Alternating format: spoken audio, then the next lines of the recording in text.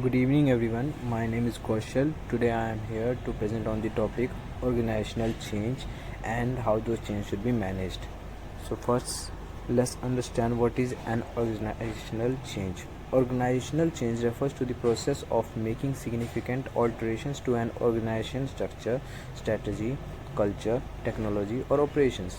Organizational change can be initiated for a variety of reasons such as adapting to a new market conditions, improving organizational effectiveness, responding to competitive pressure or addressing internal problems.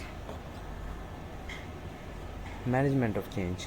See, change is a necessary way of life for any individual or organization. If an organization does not change when the forces of change is required, its survival will be in danger. It is the responsibility of the management to bring the necessary changes by overcoming the resistance put up by the workers. So there is a particular process which should be followed for the implementation of the change, that is as follows. The first step is identification of the need of change. Second is determination of elements to be changed. Third is planning of change. Fourth is force field analysis.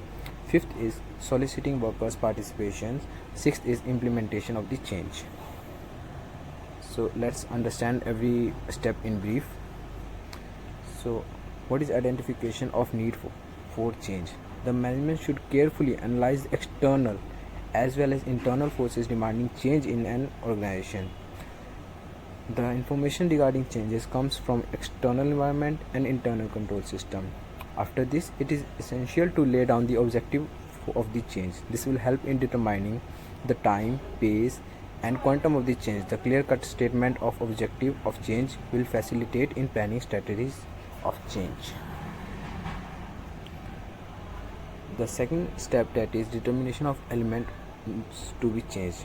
So after identification of the objective of change, it is necessary for the managers to determine the elements which requires to be changed. Changes may be required in certain elements.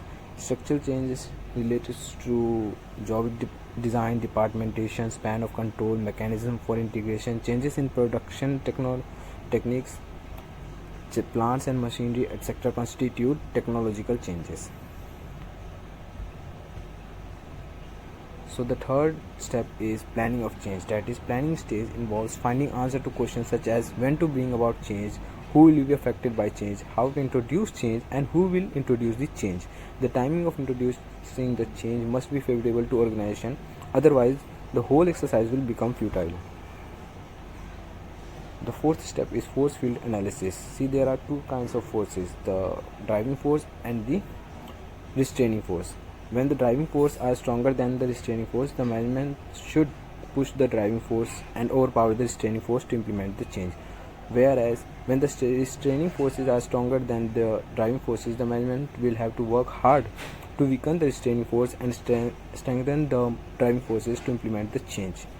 This may take a longer time than under the preceding cases.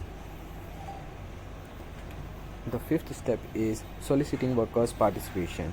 The management should discuss the proposed change with the subordinates, because people who have an opportunity to participate in planning for change will have some feeling of commanding their own destiny and not of being pushed around like some pawn in chessboard.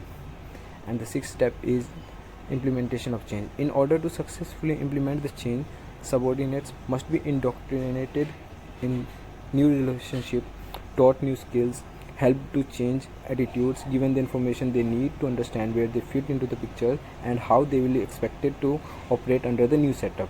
The education process can be aided by training classes, meetings and conferences. That is it. Thank you.